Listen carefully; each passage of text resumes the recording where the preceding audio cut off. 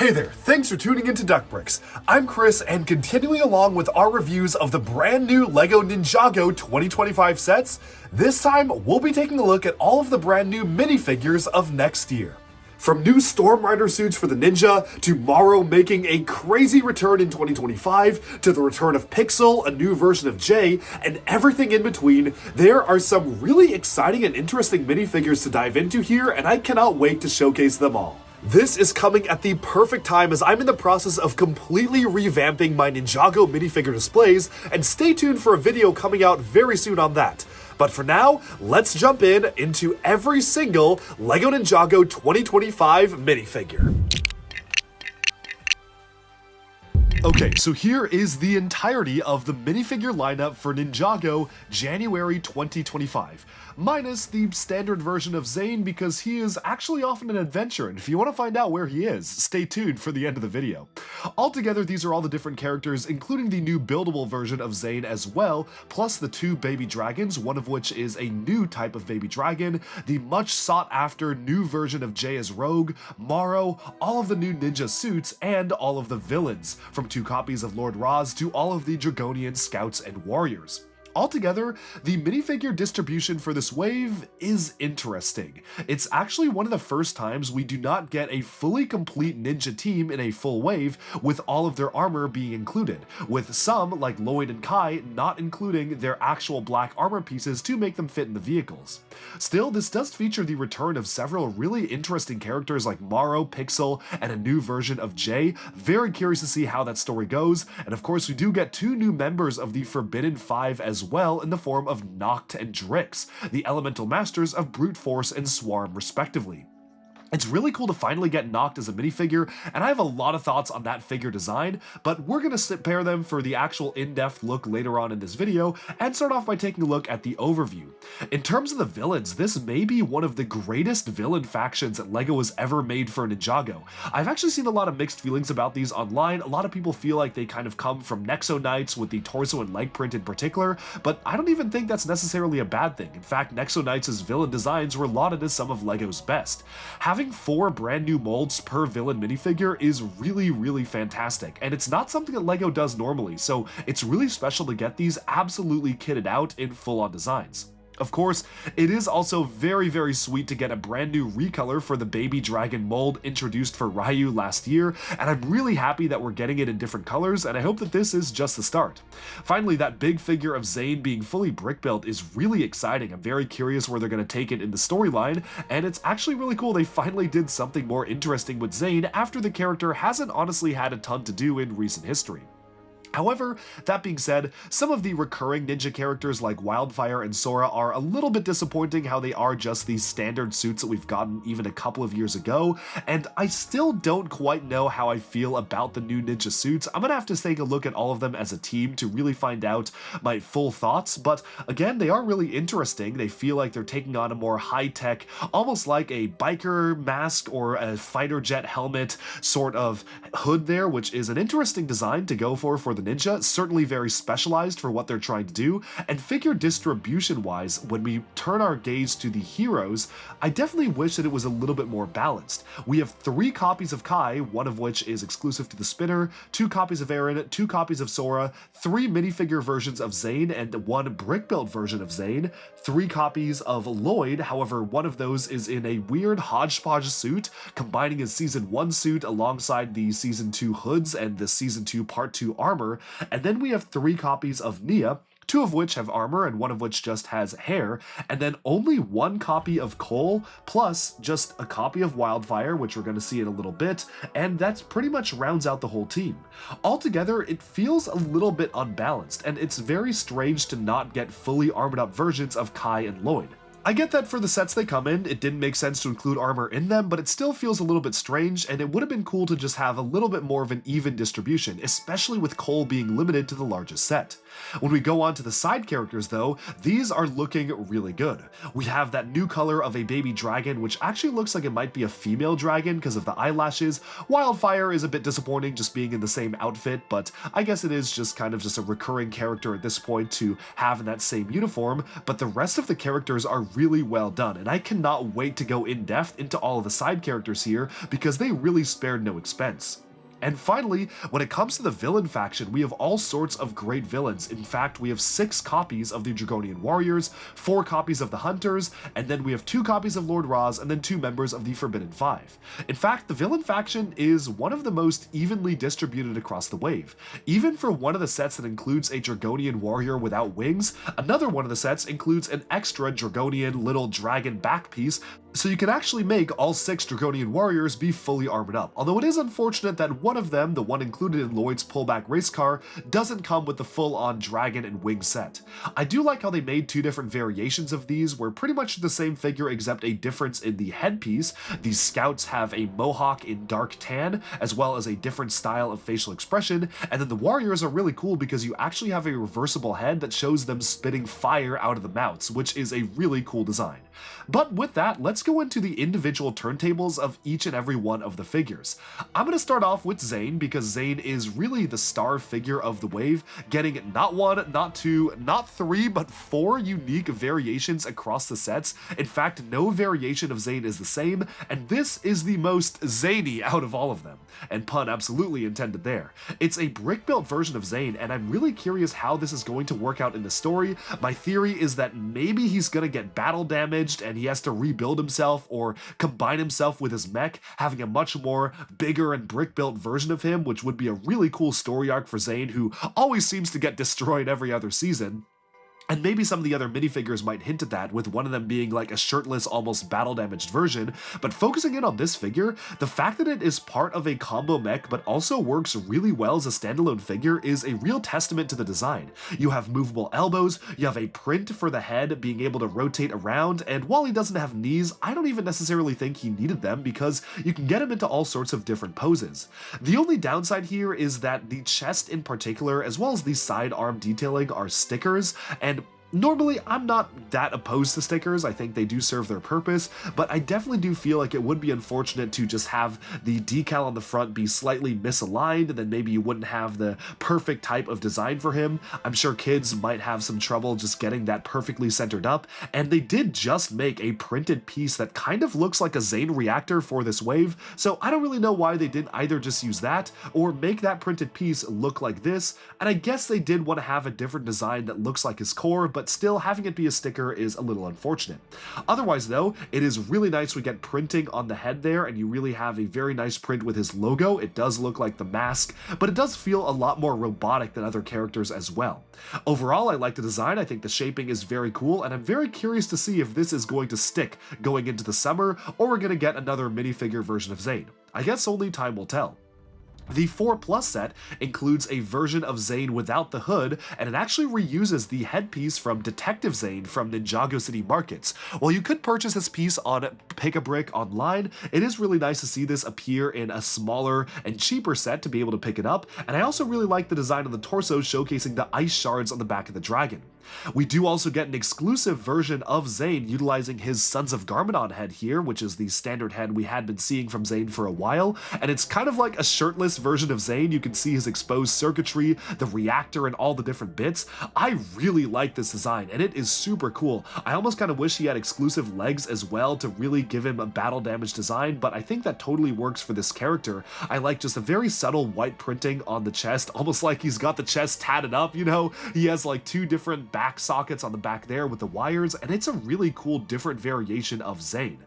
And lastly, the Dragonian Storm Village does have a standard version of Zane. He's utilizing the new ninja hood in a dual mold with white and light gray. However, shortly after filming this footage, Zane went on a secret mission, which you can find out about near the end of the video. So unfortunately, this is the only footage I actually have of him, but it is nice to get a version of Zane that is congruent with the rest of the ninja team, much to be expected.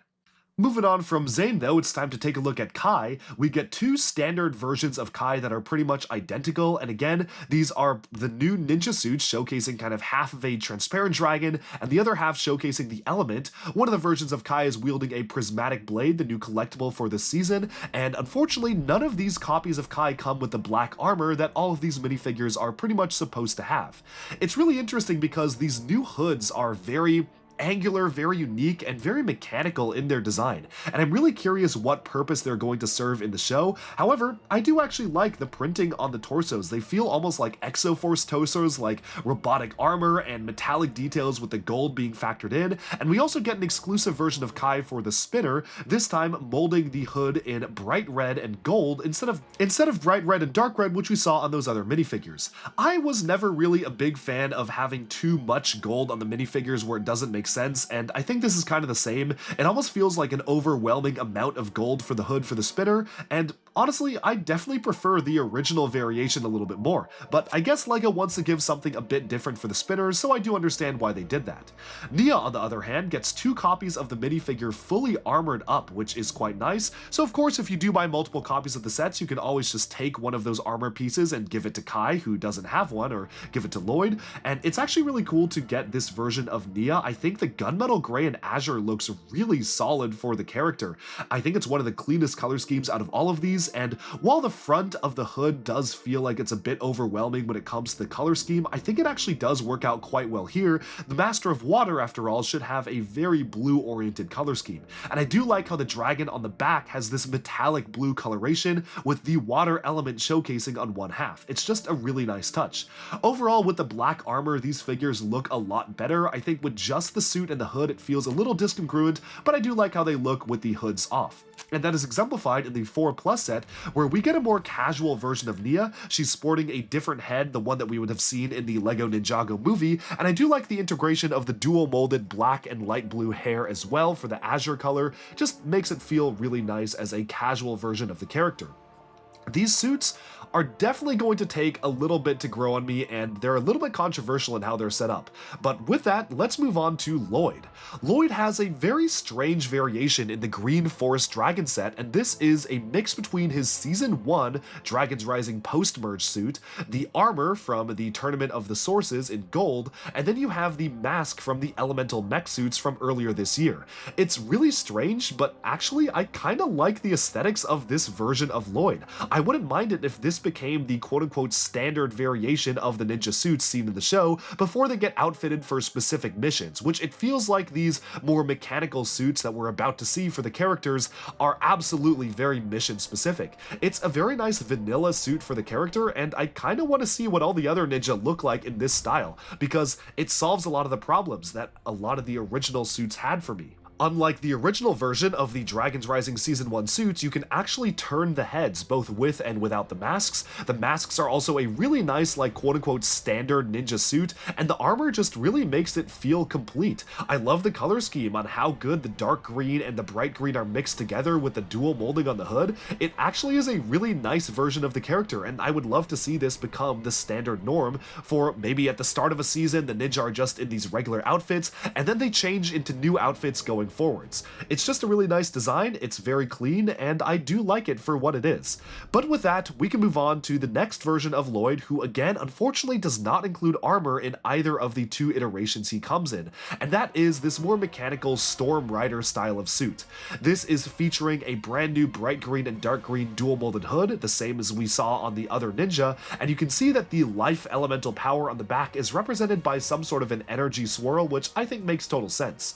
Still, it would have been really cool to get at least one version of this minifigure with the armor, and we do know from images we will be getting this suit in March with armor, so I'm sure it's coming and we will be seeing it very shortly, but it just would have been nice to get the final version of Lloyd fully armored up with that element. And moving on from Lloyd, we can take a look at Cole, who again only appears in one set, the largest set of the wave. This is an interesting version of the character, dual molded with black and orange. I think from the front it actually looks pretty good, and the orange might be a little bit too bright from the back, but overall I actually do like how clean and minimalistic this suit is for Cole. While some of the other suits feel very flashy and bright in the way they've been designed, especially when it comes to Kai's or even Lloyd's, Cole's feels the most muted to me, which is definitely a good thing. With the armor removed, you can see the printing on the back of the torso actually has half of the dragon featuring the element of earth, which is really nice, showcasing that half kind of being made out of rocks and dirt. You can see the rocky side of it in metallic gold on the back, and I do wish this came in more sets, but you know what, maybe we will see this in later waves like in the March wave, so I guess only time will tell. And with that, we can move on to the other members, the new members of the Ninja team, starting off with Sora. Unfortunately, Sora is one of the least interesting figures of the wave, mostly because she is literally using the same torso and legs as the Dragon's Rising Season 1 counterpart. She receives a dual-molded new hood in white and gold. However, I definitely feel like the predominantly gold hood should have been saved for just the spinner, and the way it looks right now on the main figure, I don't necessarily know if I'm a big fan of it. I feel like the gold is a little too overpowering, and having dark blue and white, I think would have been a much better color scheme for the standard sets, although I do understand if they just simply didn't have enough budget to make the hood in yet another new color. Clearly, they decided to give the spinner version of Kai something a little different, having the predominantly gold front with the bright red instead of the dark red and bright red that he normally gets for the other sets, but I guess they just didn't have the same priority when it came to a secondary ninja like Sora, who, I guess, while she is part of the full team in the show, LEGO doesn't necessarily treat her and Aaron as the same because they sometimes often have to just reuse the same suits.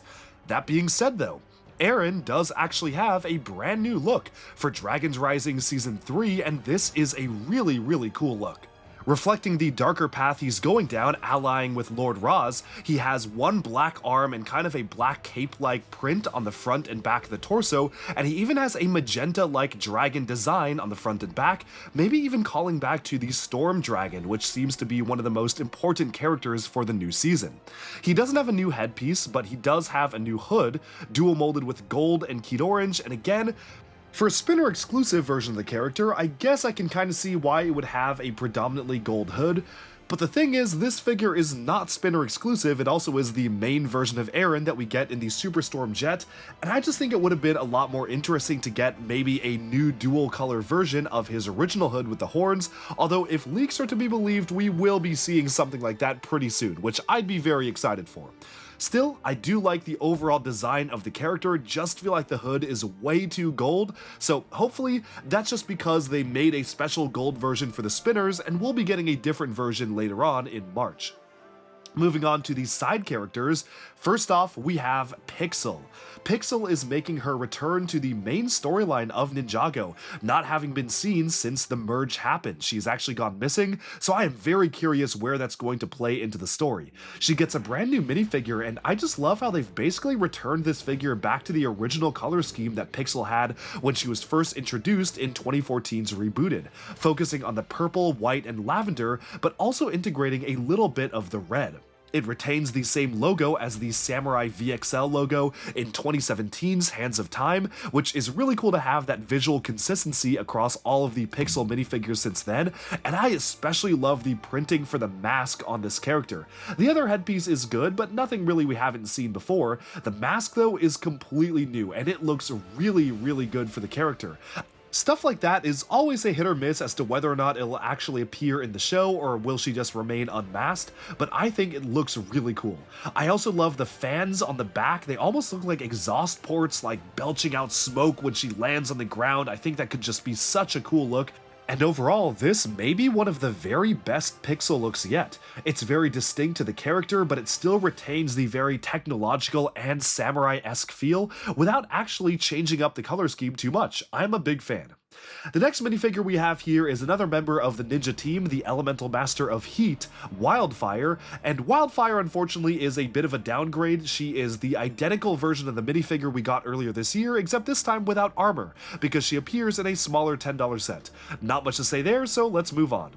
First off here we have Jay as Rogue coming into maybe not the villain side, but the more neutral side of things.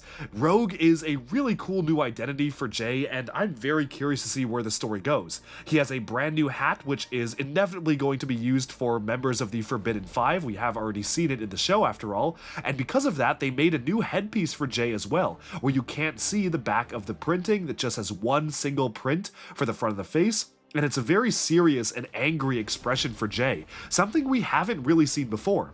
A side effect of this, unfortunately, is that yes, the figure technically does look bald from the back. Obviously, that is kind of unavoidable when you give a minifigure a hat like this, but obviously in the show, I'm sure he's gonna have hair. It's not like Jay is going to go through his Lex Luthor arc and turn bald just for this, but From the front, I actually think it looks really cool with the angry expression and the eyes fully covered. Jay is sporting the golden Tournament of the Sources armor, and I also love the integration of sand blue into the color scheme for one of the arms there and kind of half of the torso. I think it looks really cool, and it's an amazing complementary color to the dark blue and even some of the dark red as highlights on the legs there. This is maybe one of the coolest versions of Jay yet. I think I like it even better than Evil Jay because this is just so different and unique as a character, and I just love how he absolutely has a completely different identity for the show here. Super curious to see where it's going to go, and one of my favorite minifigs of the wave. Speaking of standout minifigures in the wave though, continuing on this neutral, maybe on the good side territory, we have Morro, the former Master of Wind, who returns after having not been seen in LEGO sets since 2015. This is a really solid upgrade to the figure. The only downside is that LEGO has discontinued the transparent neon green color, same with trans neon orange. It's because they changed the type of plastic they use for transparent pieces, so they can no longer make the neon colors, which is very, very sad, but he still does have a standard transparent green arm. I do appreciate they tried to do that, and it's calling back to even some of stuff like the evil green ninja form, where he had this type of color for the skin tone, which makes him feel a little bit more solid. I just love the new facial expressions from Morro, especially this smiling one here. It feels very true to the character while also feeling like the character has grown a little bit older, which is really interesting. I'm very curious to see how that's going to play into the show. Overall though, both faces are really nice. He has like carved in cheekbones on the face, which is really suggesting that he's matured. I love the detail on the back of the torso and even the silver dragon on the front as an emblem in metallic silver. It's just a really well done character, and I am very, very surprised to see him back. It's a surprise to be sure, but a welcome one. And here is what he looks like with the other side of the face, with the mask on and the hair. Such a cool character. The only small thing is that I wish they printed the green streak in his hair on the actual hairpiece. I don't know if they can print this one, but they have printed a ton of hair pieces before, so that would have been cool just to tie it back to how he looks like in the show. But even without it, I still think this is a phenomenal figure and one of this year's best already. Moving on from Morro though, before we get into the villains, it's time to take a quick look at the dragons. The standout baby dragon here is this small one that is included alongside Lloyd's green forest dragon, and I just love how they're recoloring the dragons. This one is a female character with an eyelash, and it just feels very vibrant and bright. It's kind of crazy how this is like the third or fourth new baby dragon mold we've gotten in recent history. We got one for Hagrid's Hut, we got one for the D&D CMF, we got a baby Source Dragon, and now we get this one as a different mold, but it's really cool, and we also get another copy of Ryu in the 4+ Temple set, which is unchanged from his initial appearances. But now, we can turn our eye to the villains, and finally making his debut in minifigure form, we have Nokt, the elemental master of brute force and a member of the Forbidden Five. This is signified by a special emblem on the back of the torso signifying 5, which is shared across the 2 existing members of the Forbidden Five we've gotten so far, and I'm sure is going to appear on the backs of all of the other members.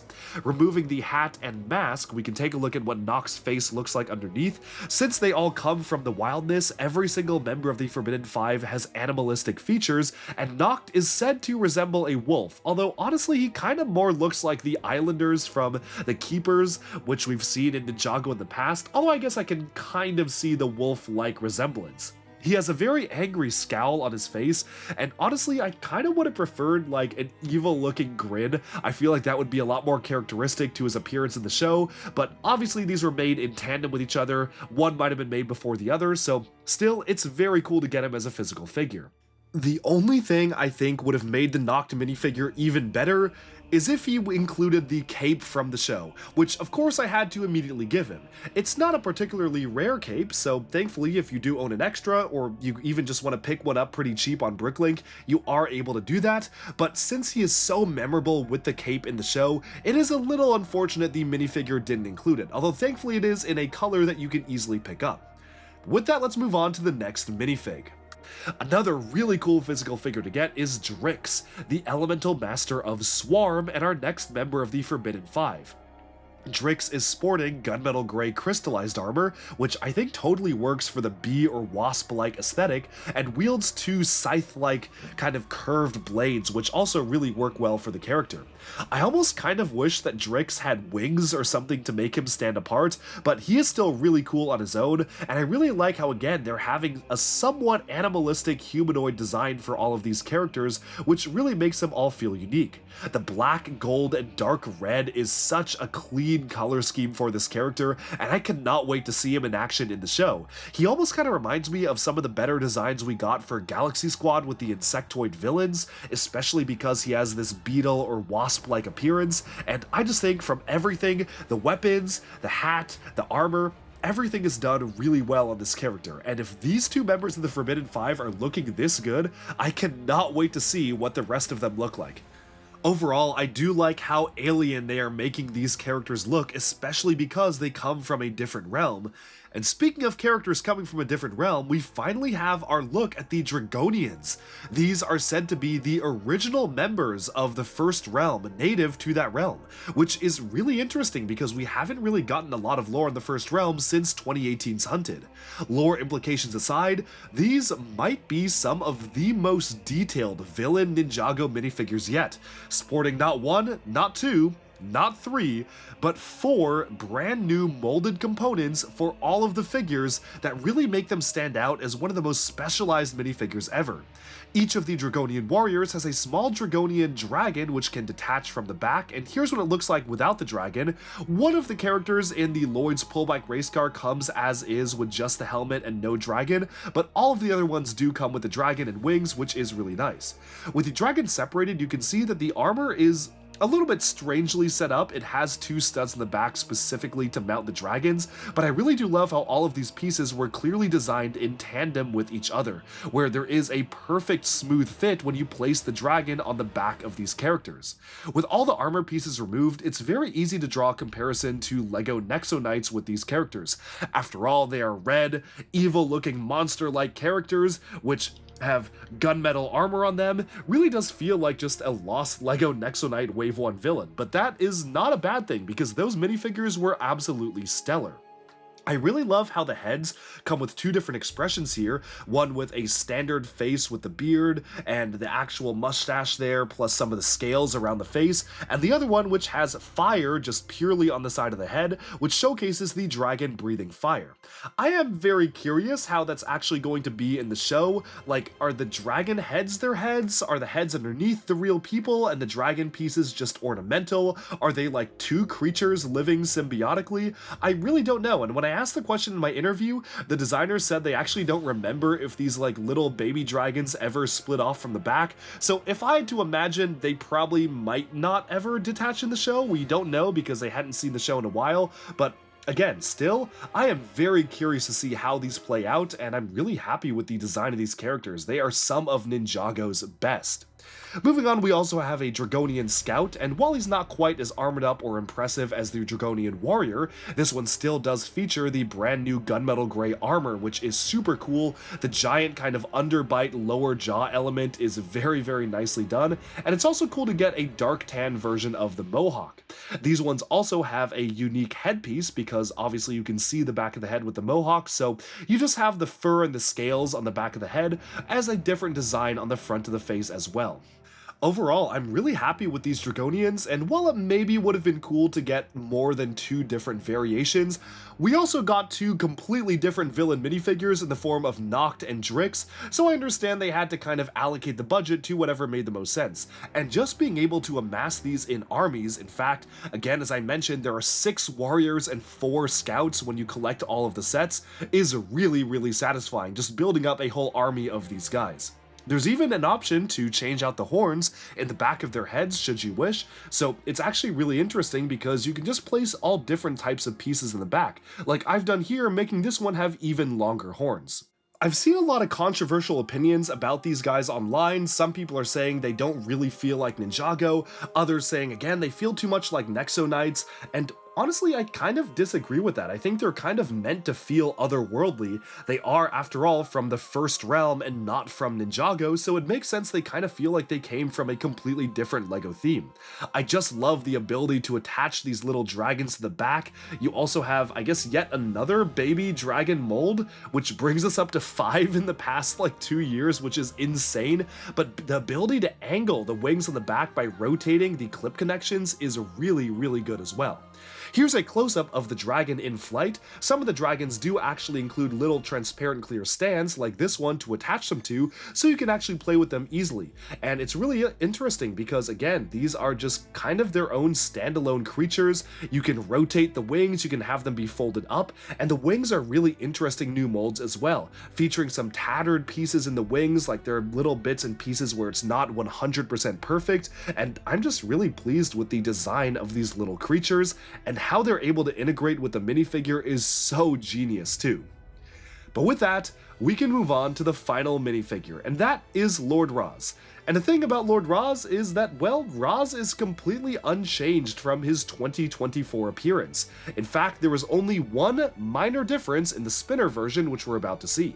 The version that comes in the Super Storm Jet is this one, which doesn't have armor, and while it's still a stellar minifigure with printing on the arms, I really wish they took this opportunity to just color the red stripes pink. I think that would have been really cool, especially because he only turns red when he's very angry, and most of the show, he really just has his pink stripes. The version in these spinners is also technically exclusive because they have recolored the crystallized armor in black for the first time. It's a very, very minor change from the gunmetal gray he used to have, and I'm not even necessarily convinced that it was really important. In fact, for something like the spinner, gold as a recolor for this would have been really cool, and we have seen in prelim images they did plan to make this metallic gold at one point. I'm not really sure what changed in the production process, but still, seeing this in black is nice. Always good to get a brand new color of armor, although again, would have been cool to get a different color for Roz. And with that, we have summed up our look at every single one of the minifigures of Ninjago 2025 in January.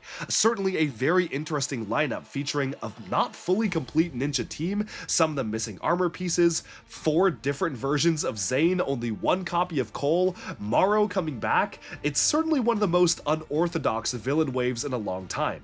The thing I am very happy about though is that they did not skimp on giving us Dragonians. Purchasing all the sets gives you 10 different Dragonian warriors or scouts, and it's really cool to even build up a small army of these guys just by getting the sets themselves, and not having to go to Bricklink or wait for them to appear on Pick-a-Brick. I think the best minifigure to me out of the wave is either Rogue or Morro. One of those two, it's just really, really solidly done, and as far as the actual ninja team goes, I'm honestly a little bit mixed as to how they were able to pull off the hoods. I think they'll work in retrospect as very specialized hoods, and they'll probably make a lot more sense in the show, given a specific mission, but as of right now, I can't imagine these suits going down in history as my absolute favorites. I do like the mechanical detail and how congruent all the suits are, and how each of the ninja has a different print on the back signifying their element, but the hoods do kind of throw me off a little bit. I'm not the biggest fan of them. They're not bad per se, just not necessarily something that I would really go back on and think, yes, I really, really love those designs of the ninja. I still feel, and maybe this is a very hot take and potentially a topic for another video, but Season 7's ninja suits were probably peak Ninjago suit design, and I don't know if we've ever reached those heights. Like, maybe Sons of Garmadon also got close, but I don't know, that's completely different. I will have to do a ninja suit ranking video at some point, but overall, definitely like the minifigure selection. The ninja suits being some of the weaker part of the wave to me is quite surprising, because usually I'm very excited about getting new suits for the ninja, but I don't know, I just feel like the villains and side characters are just so much more interesting than what we got this time. Still, I definitely am biased here to getting some old fan favorites like Morro returning. Even Pixal coming back in a phenomenal new outfit is super cool, and the villains are really well done this year. That's all for this video, and let me know down in the comments what you think. Thank you so much for tuning into Duckbricks, and stay tuned for even more LEGO news, reviews, discussion, and analyses coming your way very soon. Thank you so much, and bye for now. I feel like I'm forgetting something. I mean, if I'm forgetting it, it probably wasn't important.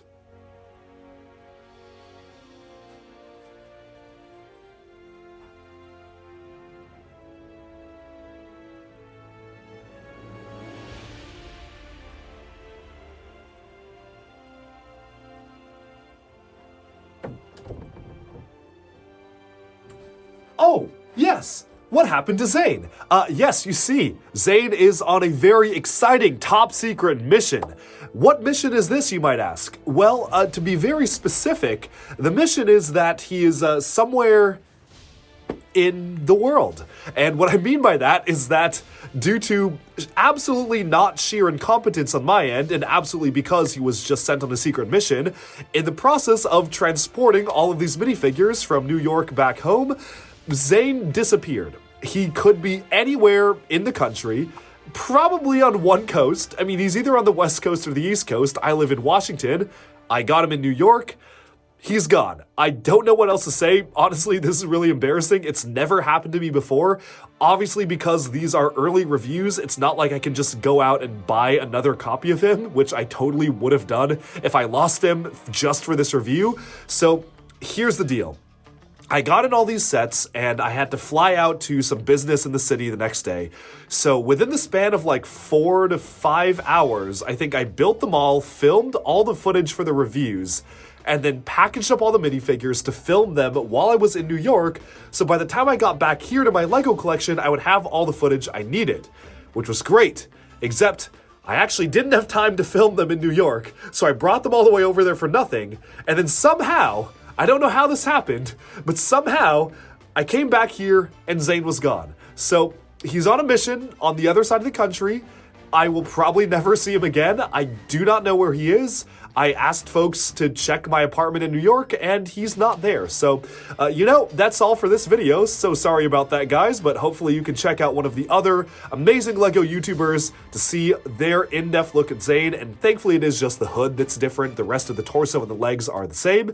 So go check out Bricks by Mind's videos. I'm sure he probably has a video out on this already, and dude absolutely is killing it, so would highly recommend you go check out his video if you want to see a look at these, and also just all the Ninjago sets in general. Dude is an absolute legend in the Ninjago world. So would highly recommend that, but sorry about that. Thank you all so much for watching, and bye for now.